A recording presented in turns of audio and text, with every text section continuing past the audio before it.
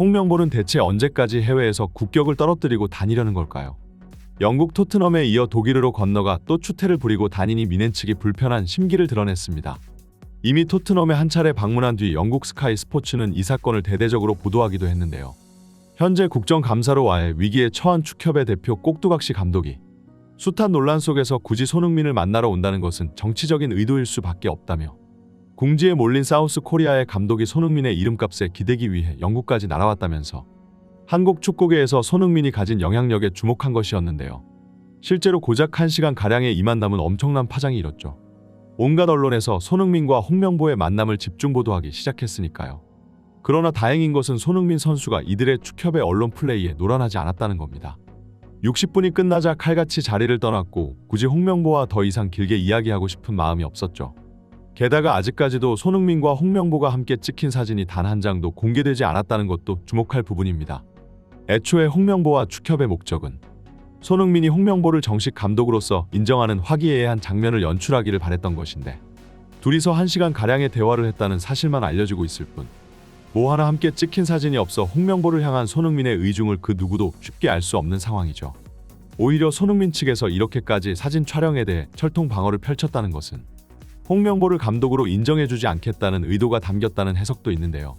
원하는 장면을 얻어내지 못하자 홍명보와 그 측근들은 곧바로 독일로 날아갔습니다. 이번에는 국가대표에서 손흥민 다음으로 핵심 선수인 김민재 선수를 이용하기 위해서인데요. 하지만 이에 대해 바이에른 뮌헨 측에서도 좋지 않은 시선을 보냈습니다. 특히나 프리시즌 기간 뮌헨은 구단의 공식 사진 기자마저 훈련장 출입을 금지하고 있을 정도로 정규 시즌을 앞두고 선수들의 몸 상태를 체크하고 앞으로의 일정을 대비하기 위해 굉장히 신경이 곤두세워져 있는 상태이기 때문이죠. 특히나 새로 부임한 감독 빈센트 콤파니는 구단 내부의 정보 유출에 대해 굉장히 예민한 감독입니다. 기본적으로 전술가형 감독들이 이런 성향이 있는데요. 전술뿐만 아니라 선수들의 훈련 세션, 구단 내부의 시설, 미니게임 훈련 시 포메이션 대형까지 모두 자신들의 기밀 정보라고 생각하고 있기 때문에 이것이 하나라도 유출되는 날에는 구단이 한바탕 뒤집어지기 마련이죠. 당장 콤파니가 벌리 감독으로 부임하던 시절 구단 내부 선수에 의해 다음 경기 라인업이 미리 유출된 적이 있었는데 계속해서 언론을 통해 정보가 새어나가자 콤파니는 격하게 분노하며 배신자를 색출해내기 위한 작전을 짰는데요. 선수와 스태프들에게 조금씩 명단에 적힌 이름이 다른 선발 라인업을 개별적으로 건네준 것이었죠. 이로 인해 명단이 또 다시 언론에 유출되자 그 라인업을 건네준 인물을 손쉽게 색출해낼 수 있었고 해당 선수는 구단 내에서 3개월 중징계를 받으며 다음 여름 구단에서 방출되고야 말았습니다.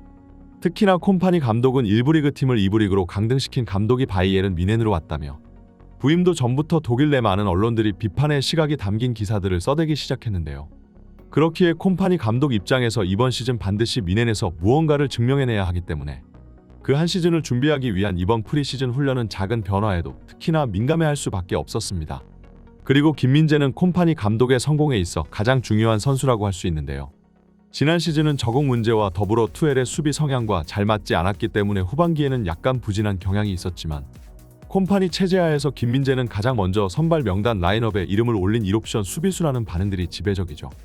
하지만 콤파니 감독과 뮌헨 구단 측이 걱정하는 것은 김민재 선수가 생각보다 외부 여론에 쉽게 흔들린다는 겁니다.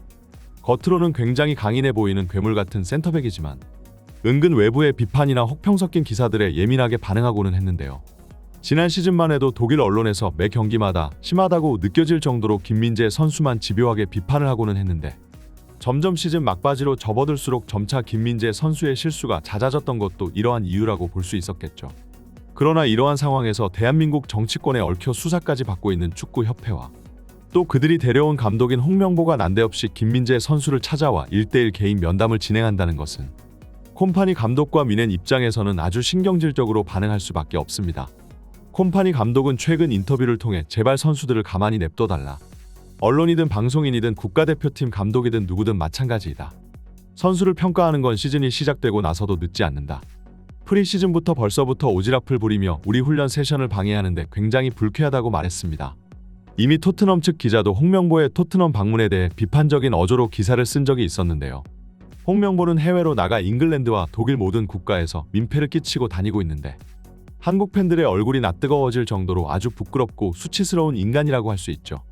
게다가 홍명보의 해외 방문 일정은 또 다른 논란을 낳고 말았습니다. 정작 언론에서 황희찬, 배준호 같은 선수들과 만났다는 소식이 들려오지 않는 것이죠.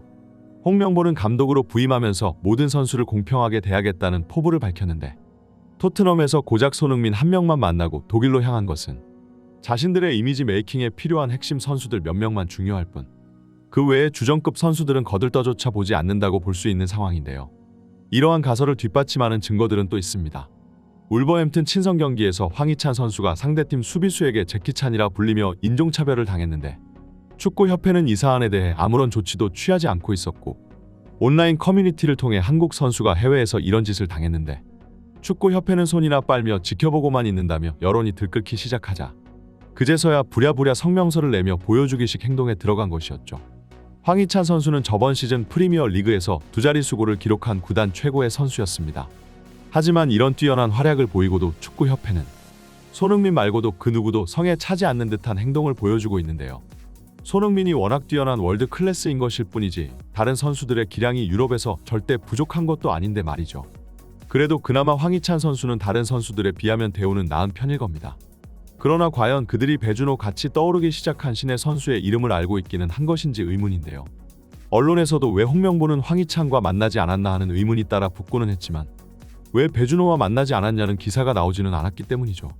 물론 배준호는 아직 국가대표에서 확실한 주전 선수는 아닙니다. 그러나 앞으로 중요한 한 자리를 차지할 수 있게 되는 강력한 후보들 중 하나인데요. 당장 지난 싱가포르전에서 굉장히 좋은 활약을 펼쳐 팬들에게 강렬한 인상을 남기기도 하였죠. 언론과 팬들이 배준호의 이름을 까먹는 것은 그럴 수도 있습니다. 애초에 손흥민과 김민재, 황희찬, 이재성, 이강인 등등 기억해야 할 선수가 많으니까요. 하지만 감독과 협회 측에서 배준호 같은 선수가 있는지도 조차 모르는 듯이 행동하는 것은 큰 문제가 있는 것이죠. 이렇게 해외에서 뛰고 있는 어린 재능들을 무시하고 홀대하는 한국축구협회의 기조는 과거부터 현재까지도 많은 문제점들을 남기고 있는데요. 현재 아시아 축구에서 손흥민이라는 위대한 존재가 굳건히 1위의 자리를 버티고 있기는 하나 일본 축구는 현재 그 아래급 선수들이 해외 유명 클럽에 대거 진출해 이미 주전으로 자리 잡고 있는 상황이죠. 물론 일본 축구가 한국 축구보다 시스템도 더 빨리 만들었고 투자도 더욱 적극적으로 했기 때문에 해외파 선수들의 숫자에서 차이가 벌어지는 것은 어찌 보면 당연할 수도 있습니다. 그러나 한국 축협의 졸속 행정은 이러한 격차를 더욱 가속화시키고 있죠. 예를 들어 최근에는 일본의 쿠보 타케후사가 리버풀로 향할 수도 있다는 이적 루머가 떠돌고 있는데 이 이적이 실제로 실현될 가능성과는 별개로 일본 선수들이 계속해서 단계를 거쳐 유럽에서 상위 클럽으로 진출하는 데에는 일본 축구 협회의 부단한 노력이 숨어 있었기 때문입니다. 바르셀로나가 이적 시장 징계를 받자 이승우와 백승호 같은 우리나라 유망주들은 3년 동안 해외에서 경기 하나 제대로 뛰지 못하며 허송세월을 보냈는데 일본 축구협회는 쿠보 타케후사를 재빨리 국내 리그로 데려와 선수 성장에 힘을 실어준 것이죠. 이렇게 열악한 환경에서 아직도 배준호, 양민혁 같은 선수가 튀어나오고 있다는 건 정말 기적과도 같은 일이 아닐까 싶습니다. 이 선수들의 해외 진출을 위해서라도 우리나라 축구계는 제대로 리셋 버튼을 한번 누를 필요가 있을 것 같네요. 이번 영상은 여기까지입니다. 구독과 좋아요는 사랑입니다. 감사합니다.